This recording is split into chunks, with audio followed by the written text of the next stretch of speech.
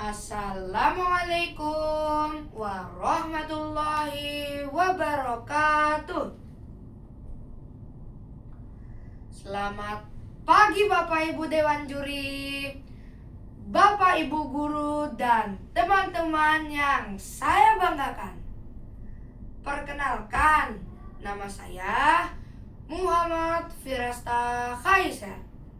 Saya berasal dari sekolah SDS Angkasa 1 Halim Perdana Kusuma. Kali ini Firasta akan bertutur yang pastinya seru, yang berjudul Si Pitung Jagoan Betawi. Cerita ini disadur dari buku Sahabatku Indonesia. Membaca Jakarta, Cerita Rakyat BIPA 4, karya Yolanda Putri Novitasari, dan diterbitkan oleh Badan Pengembangan dan Pembinaan Bahasa, Kementerian Pendidikan dan Kebudayaan Republik Indonesia, tahun 2019. Selamat menyaksikan. Zaman dahulu kala, di Batavia, hiduplah seorang anak bernama Pitung. Ia lahir dari keluarga yang sederhana.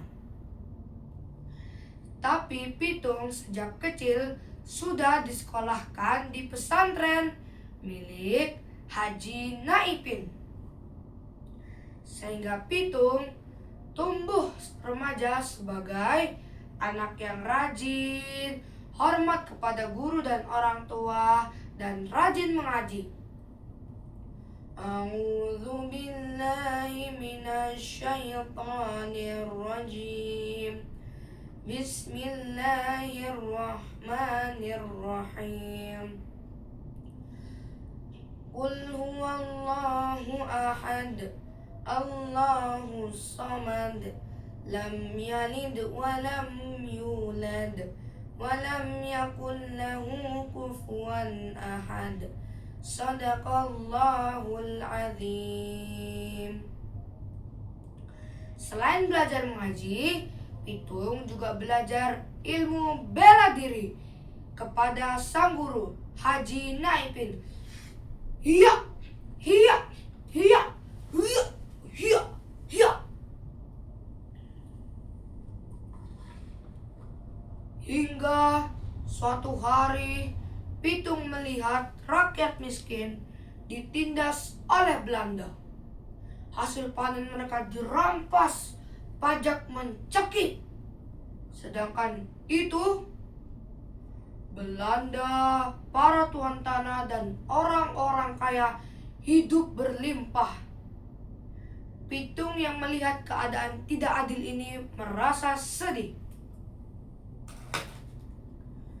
Pitung berkata dalam hati, "Aku tidak akan membiarkan rakyat ini sengsara. Selama aku bisa, aku harus membantu mereka." Sejak saat itu, Pitung mulai melawan ketidakadilan.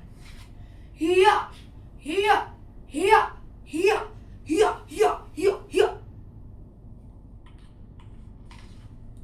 Kemudian Pitung mengambil harta orang kaya untuk dikembalikan kembali kepada rakyat miskin. Salah satu warga berteriak, "Hidup si Pitung jagoan Betawi! Hidup si Pitung jagoan Betawi! Hidup si Pitung jagoan Betawi!" Serdadu Belanda yang mendengar ini merasa geram. Mereka menganggap Pitung adalah buronan yang harus ditangkap. "Tangkap dia! Tangkap dia! Itu dia Pitung! Itu dia Pitung!" Belanda berkali-kali mengejar Pitung. Namun Pitung tetap berhasil lolos. Hingga pada suatu hari Belanda menggunakan cara licik, yaitu menculik guru Pitung. Karena Pitung menghormati sang guru, akhirnya Pitung lebih memilih bertempur dengan Belanda. Hiya, hiya, hiya, hiya, hiya, hiya, hiya, hiya. Sebelum Pitung hidupnya berakhir tragis, Pitung mengatakan satu hal. Aku mungkin gugur, tetapi aku tidak pernah berhenti membela rakyat. Walaupun Pitung sudah tiada, namun keberanian Pitung tetap diingat baik oleh masyarakat Betawi. Masyarakat Betawi menganggap Pitung sebagai pendekar, namun bukan sekedar pendekar, melainkan lambang kepedulian terhadap sesama dan berani melawan ketidakadilan. Nah, teman-teman, kalian sudah dengar kan cerita Pitung ini? Nah, kita bisa mengambil beberapa pesan moral. Yang pertama, kita harus rajin beribadah. Yang kedua, kita harus menghormati guru dan orang tua. Yang ketiga, kita harus berani melawan ketidakadilan. Sekian cerita Pitung dari Virasta. Terima kasih atas perhatiannya. Wassalamualaikum warahmatullahi wabarakatuh.